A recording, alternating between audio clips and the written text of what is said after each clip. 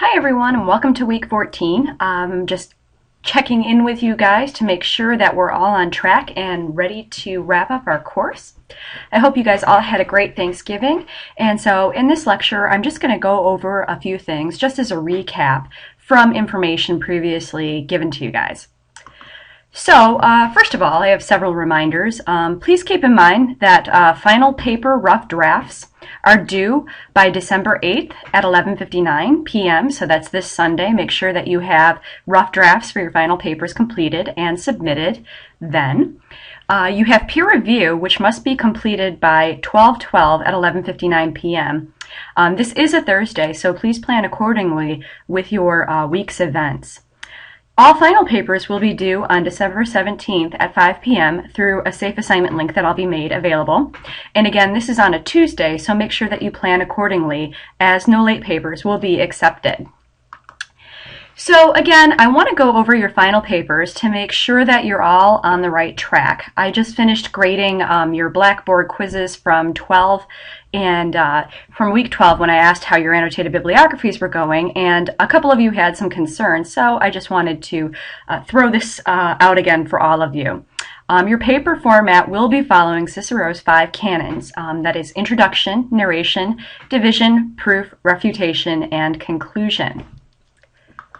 Again, the introduction should establish your credibility through a short story of your experience.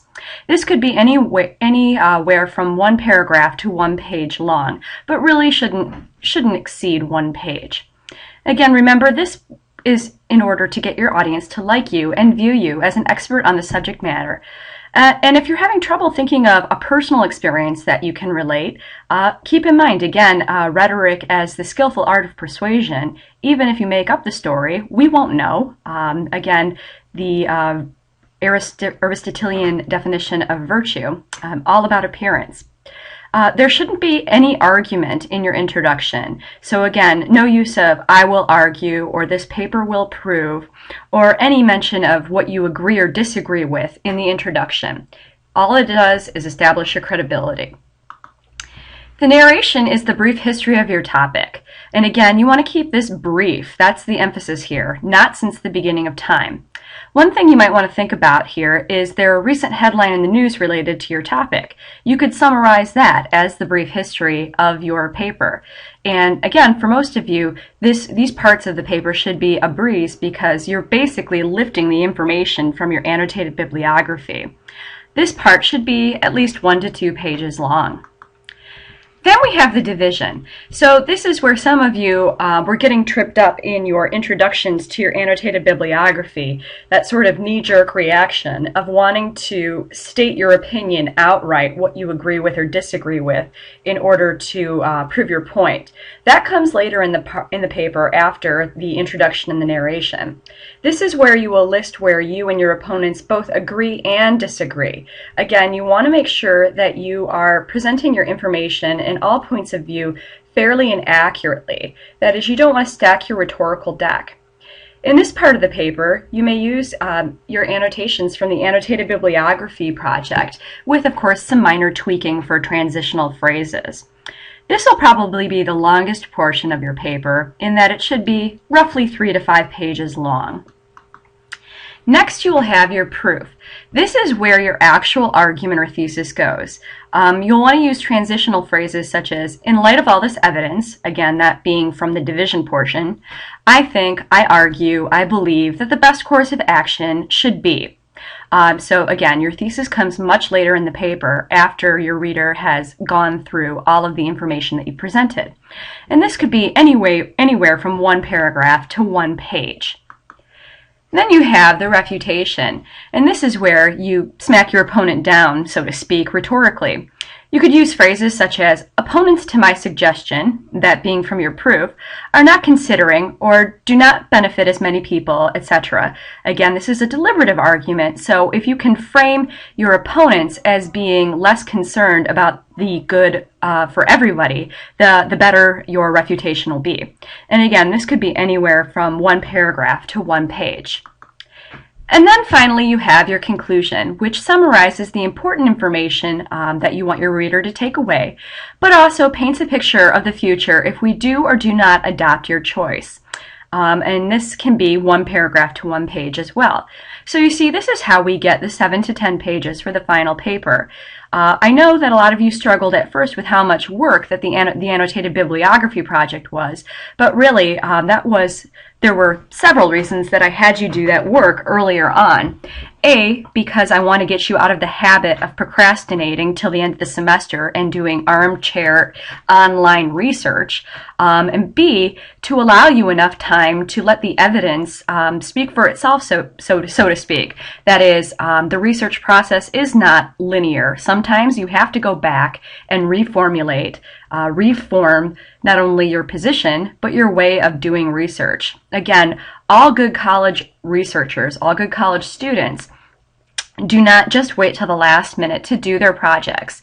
In fact, they think, they reformulate. Again, I know that it's not necessarily always the most pleasing experience, and oftentimes we do get frustrated, but it is what responsible and ethical researchers do. So that's important to keep in mind. Other things important to keep in mind. Follow the canons. Cicero knew his stuff, and all of the great orators and researchers do more or less follow this format. And I know that many of you are probably uncomfortable with it because you are not familiar with it.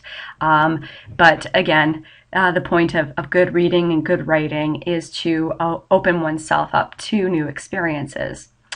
Also, remember MLA formatting. Yes, it is just a matter of following the models at the OWL at Purdue. Nothing more, nothing less. We don't need to make it any more arduous than it needs to be. Make sure you do that. Also, make sure that you are using scholarly sources that are at least 10 pages long. Now, some of you had questions about the 10 pages long portion of the annotated bibliography assignments. I did not mark off terribly if you did not have 10 pages in your sources. In fact, I really didn't not mark any points off at all. I just merely pointed out that your sources were too short. So you did not lose points for that. Also, please don't hesitate to post to discussion board or email me if you need help. I am here to help you, and of course I'm not a mind reader, especially out there in the ether of online classes. If you are struggling, if you have questions, please let me know. I am more than happy to do whatever I can to help you. And again, please don't procrastinate. There will be no late submissions of this final paper accepted. Once the SafeAssign link closes, it will not reopen, and I will not accept your final papers. They are worth 1/3 of your grade, so make sure that you are staying on point with our research calendar and our peer review, etc., etc. Also, at this point in the class, I also want to make a note that any and all work that has not already been submitted, that is, any outstanding annotated bibliographies, etc., will not be accepted now. We are moving into the last weeks of the class, and so if you are missing assignments or points, again, no more late work will be accepted. So please, again, make sure that you stay in contact with me if you have any questions. I am available. Good luck and happy writing.